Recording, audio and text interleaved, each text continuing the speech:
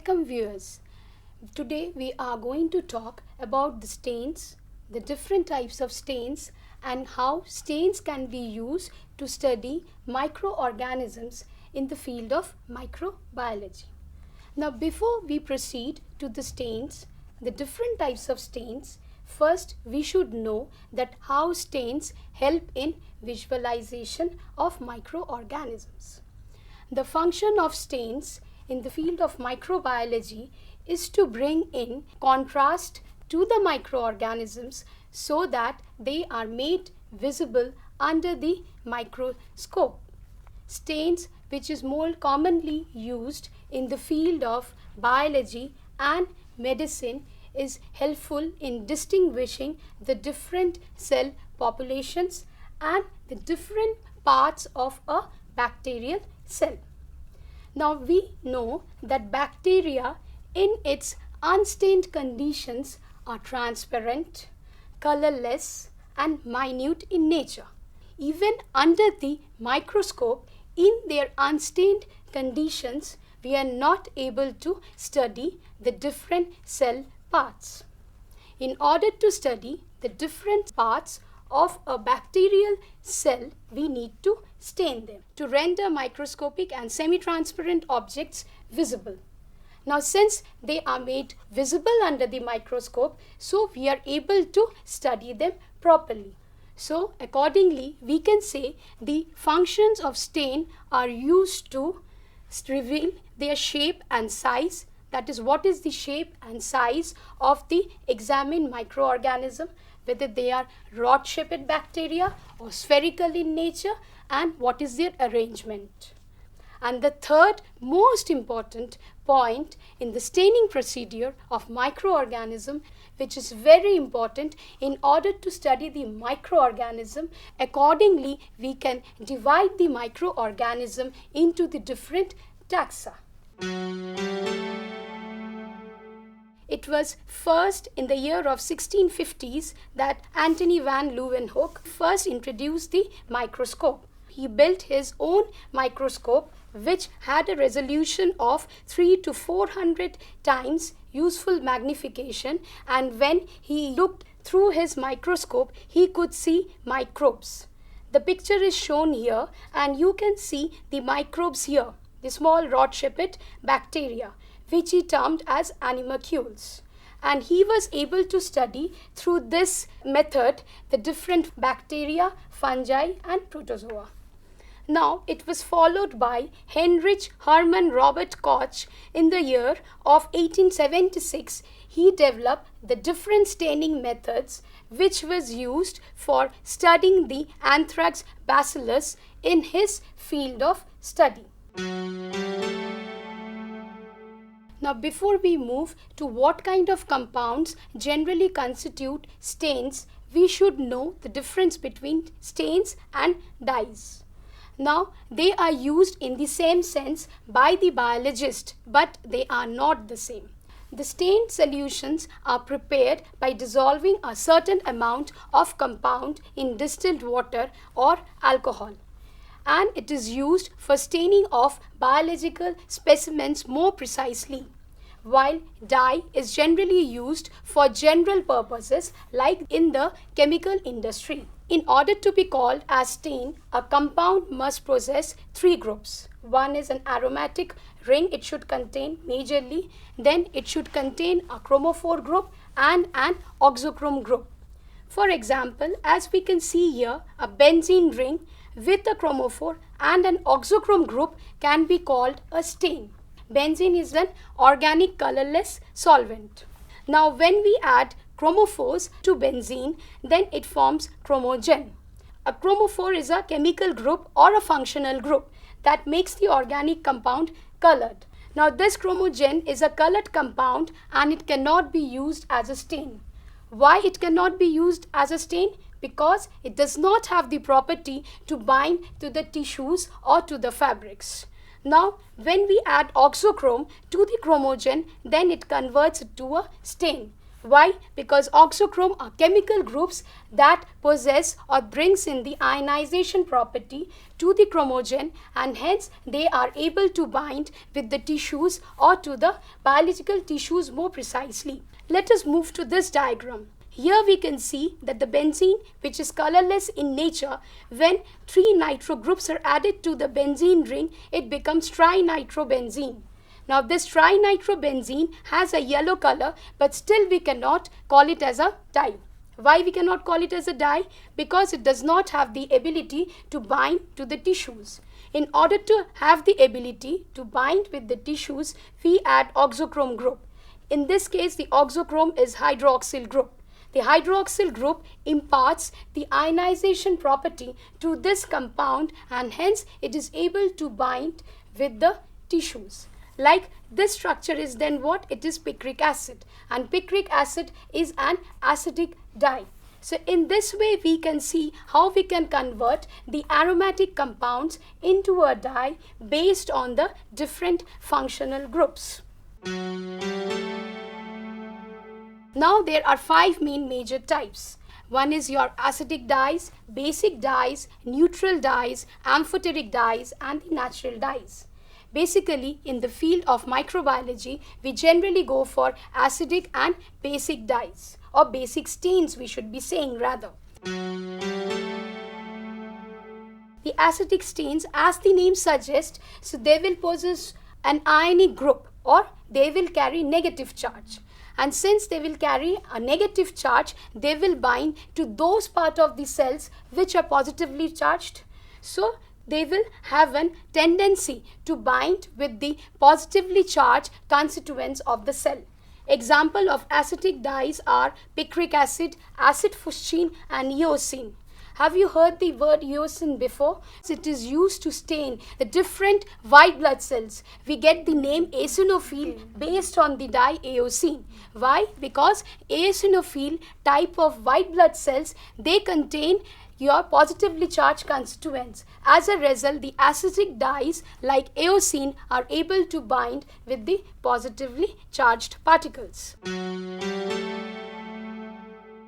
The basic stain, as again the name suggests, they contain a chromogen which brings a positive charge. Now since they are positively charged stains, they will bind to those parts of the cell which are carrying negative charge. The examples of negatively charged constituents of the bacterial cell is nucleic acid. This kind of stain will enter the cell and will bind the negative components of the bacterial cell like the DNA. Examples of basic stains are methylene blue, crystal violet, safranine, which stain the acidic components of the cell. Ma'am, what is polychrome methylene blue? Generally, methylene blue is a basic stain. When we are dissolving it in ammonium hydroxide, or we are preparing the methylene blue solution in alkaline conditions, then it is known as polychromic methylene blue solution. Okay, and it is much more strong and can easily bind with the negatively constituents of the bacterial cell. Now the other 3 kind of dyes, they are generally used depending upon the kind of application. Like the natural dyes which I mentioned before is what it is like the orcine, litmus, which we already know. These dyes have both the cationic and anionic property on the same dye molecule, and hence they are able to stain both the cytoplasm and the nucleus at the same time. Then we have the neutral dyes. The neutral dyes, they again carry the anionic and cationic part, and depending upon the concentration, they can stain the cytoplasm or nucleic acids accordingly. Now, in the field of microbiology, we generally use basic stains because we know that the bacterial cell is negatively charged. Now, since it is negatively charged, so the acidic stains won't be able to penetrate the bacterial cell because there will be a charge-to-charge repulsion. So, it is the basic stain which can easily permeate the bacterial cell and can enter and stain the nucleic acid components of the bacterial cell. We can say the stains which are generally used in microbiology are of 2 main types. One is acidic, basic. The acetic are present generally in sodium, potassium, calcium or ammonium salts of colored acids which on ionization will produce a chromogen with negatively charged, while the basic is what? These are the chloride or sulfate salts of colored bases which ionize to give a chromogen with positive charge, and accordingly they are used. So it is mainly the basic stains which are commonly used for bacterial staining. In this diagram again, this is an example of basic stain, that is a methylene blue, which is present in the form of chloride ion. Basically, the stains are generally present in their salt form. When they are dissolved in water, they ionize and produce the chromogen. Whether it is positive or negative chromogen depends upon the type of stain. So again we can see here the methylene blue chloride on ionization is producing a cationic chromogen with a positive charge and chloride ion. Mordants sometimes are used in the different staining procedure. The mordants, it improves the effectiveness of the binding of the dye to the biological tissues. And since it is more effective in binding of the dye to the biological tissues, so the dye is not easily removed during the decolorization step. Why do we do decolorization in the microbiology step staining process? Because it is with the help of decolorizing agents like acid, water or alcohol, the excess primary stain is removed so that it can be stained by another particular counter stain. But if we use mordant, since it increases the effectiveness of the binding of the dye to the tissues, it cannot be easily removed and hence it cannot be easily decolorized. Ma'am, what is the difference between auxochrome and mordant? Auxochrome is helping to impart the ionizable property to the chromogen. We know that chromogen is what? It is, for example, benzene plus chromophore. Now this chromogen, it is not a stain because it is not able to bind with the tissues. So in order to enable it to bind with the tissues, it must have an auxochrome. And what does auxochrome do? It has the charge property, so it can be held to the tissues by ionic bonding. And this is increased with the help of mordant. Mordant also enhances the ionization property so that it cannot be easily removed from the bacterial cells. So mordant is used in certain distinct bacterial staining process. An example of mordant as shown in this diagram is iodine, which is commonly used in gram staining reactions. In order to make bacterial smear, we need an loop, which is known as an inoculating loop. Now this inoculating loop is made up of nichrome or platinum. Nowadays all of the inoculating loop is made up of nichrome because nichrome is less expensive and it can easily cool down when the inoculating loop is passed through red hot flame. Now the bacterial smear can be produced from two types of culture, either solid culture or liquid culture. Now we need clean grease-free slides. So with the help of this inoculating loop, we transfer a small amount of bacterial inoculum to the clean grease-free slides and then we produce a smear or spread the inoculum on a small surface area. This is known as smear. It is air dried or allowed to air dry. Similarly, this can be done both from liquid cultures as well as from solid cultures. And then the slide is fixed with the help of flame. Now, one thing has to be kept in mind that the slide should not be overheated or the smear should not be overheated. Why? Because it will kill the bacterial cells. After heat fixation, we go for the staining procedures. We are saying simple staining because it employs or it uses one stain only. That is, we are staining the bacterial smear with a single reagent which produces a distinctive difference between the organism, the microorganism and its background. So it is generally used for your distinguishing the morphology and arrangement of bacterial cells. The most commonly used dyes in simple staining are methylene blue, crystal violet and carbol fuchsin. Accordingly, the colors have been shown here. Methylene blue, it brings blue coloration to the bacterial cell.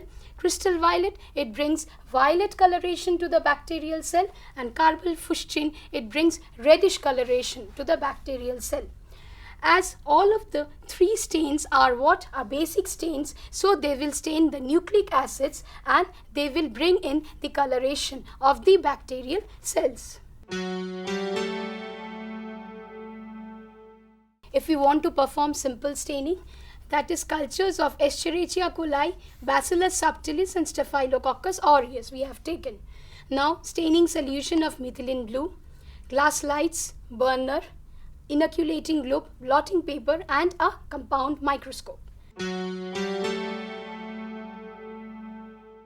We first produce a smear on a clean grease-free slide, then we allow it to air dry in air, followed by heat fixation through the flame, and then we flood it with stain, with any single stain. After certain seconds, we rinse it with water. Why? Because to remove the excess stain present on the slide. And then we see it or observe it under the oil immersion lens of the compound microscope. Then this kind of figures we can see. For example, in the case of Staphylococcus aureus, we can see the bacteria are round-shaped or spherical in nature, and hence they are all coccoid or cocci in nature. They can either be present single or they can be present in clusters, in grape-like clusters. In the case of Bacillus, they are rod-shaped bacteria and they belong to the genus Bacillus subtilis, it has been shown.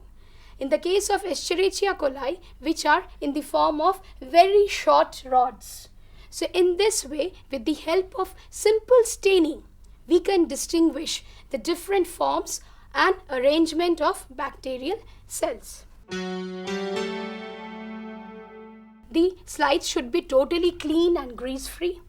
The bacterial culture should not be too dense and the smear should be uniformly thin. The smear should be completely air-dried, and during the heat fixation step, the bacterial smear should not be overheated. As the name suggests, here we use the acidic stain with negatively charged chromogen, which will not penetrate the cells, as the bacterial cells carry a negative charge on the bacterial cell surface. We already know this. So it is the basic stain which easily permeate in comparison to the acidic stain. What kind of acidic stain do we use in negative staining techniques? That is the India ink or nigrosine. And it will show that the bacterial cells are present or visible against a colored background. So the bacterial cells are generally present in an unstained conditions. We have used heat fixation in simple staining method, but in case of negative staining, heat fixation is not required. Since they are not subjected to any heat treatment, the exact morphology of the bacteria remains intact. So in certain cases where heat fixation might distort the morphology of microorganism, there we follow the negative staining method. And then capsulated bacteria that are difficult to stain can be observed through this technique. And the third is some spirally, that is a spiral shaped bacteria which are difficult to stain, otherwise are made visible through negative staining.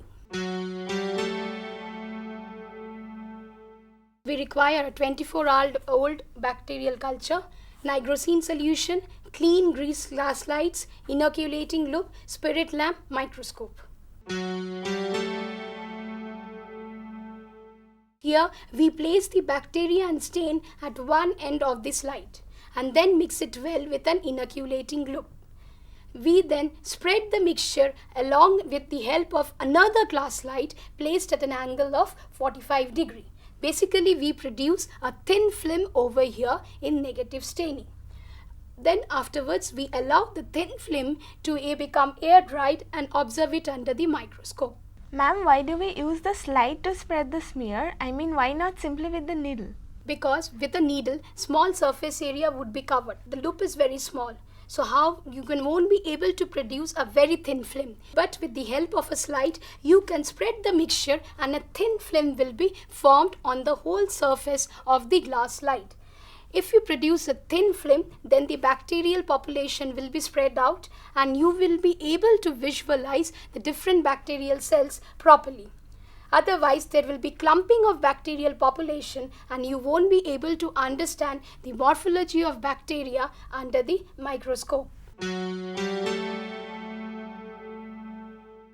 The results here is shown with diagrams. In case again of Staphylococcus aureus, we can see the spherical round bacteria. In this diagram, you can see the bacteria what are present in their unstained conditions, which are stained against a dark background. In case of Bacillus, it is rod-shaped bacteria, which are stained again in their dark background.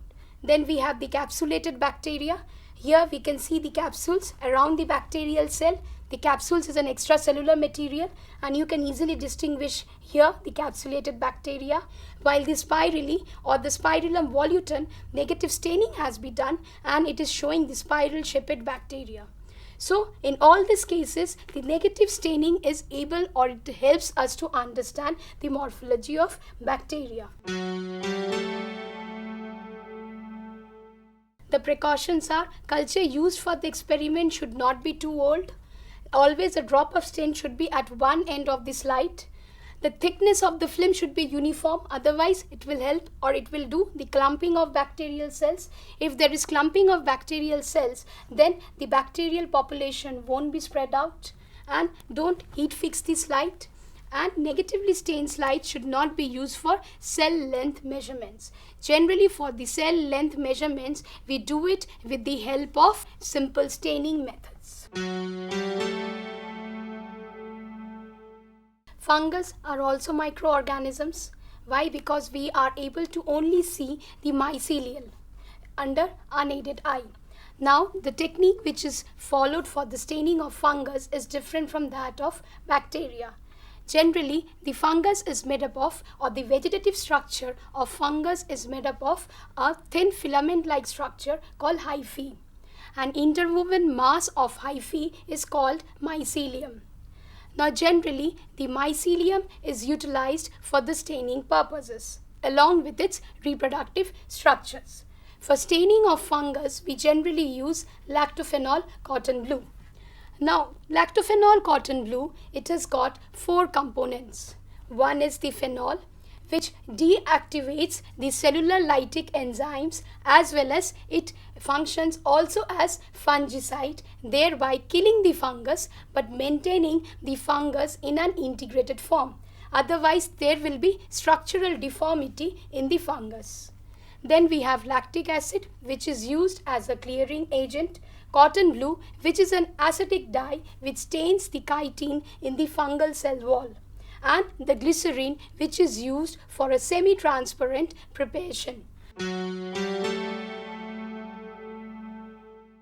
We generally first require cultures of fungus. Here we require, I've shown only Aspergillus or Penicillium. We require lactophenol cotton blue, mounting needles, glass slides, cover slips, Bunsen burner, sealing wax or nail polish, and a microscope. We first place a small drop of lactophenol cotton blue onto the center of a clean slide. Then we transfer a small tuft of fungus from the specimen bottle onto this lactophenol cotton blue drop. Then we mix it well with the help of cooled mounting needles. Now with the help of this needle, we spread the fungus wide across on this lactophenol cotton blue. Then we place a cover slip on the preparation and the air bubbles which is trapped inside the cover slips are removed. The excess stain from around the cover slips are removed with the help of blotting paper and it is sealed with a sealing wax. Then the preparation is allowed to dry and it is observed under the compound microscope. We see these kind of results. Like for example, in the case of Aspergillus, so what does it show? It shows the fungal cell wall, or rather the fungal hyphae, which are the vegetative filaments along with the reproductive structures. This is magnified much more. Here you can see clearly the reproductive structures of fungus, that is in this case is Aspergillus. It shows a conidiophore with a swollen vesicle at its top, and at the top of swollen vesicle there are conidia and they are released. This conidia or the conidiophore has taken up the lactophenol cotton blue color, and we can see the structures more clearly. The background also achieves a light blue color. So in this way, it facilitates us to visualize the fungi more clearly with the help of lactophenol cotton blue. The fungus should be mounted only in lactophenol. Air bubble should not be present as it will destroy the preparation. Then a gentle pressure is applied on the cover slip so that the fungal material is spread wide across within the cover slip.